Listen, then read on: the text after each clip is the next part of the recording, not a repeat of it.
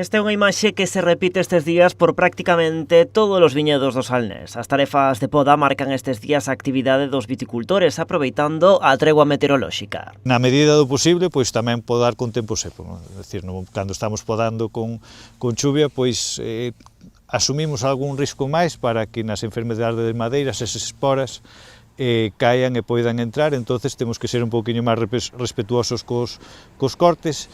E nos cortes grandes que solemos facer con un mástic de poda sellalos, pois temos que esperar a que estea seco para poder sellar eses cortes. Os traballos de poda permiten tamén actuar naquelas cepas que durante o verán foron consideradas enfermas. No momento que identificamos, vamos ir cortando a planta desde a punta hasta atrás, hasta que cheguemos a encontrar a madeira sana.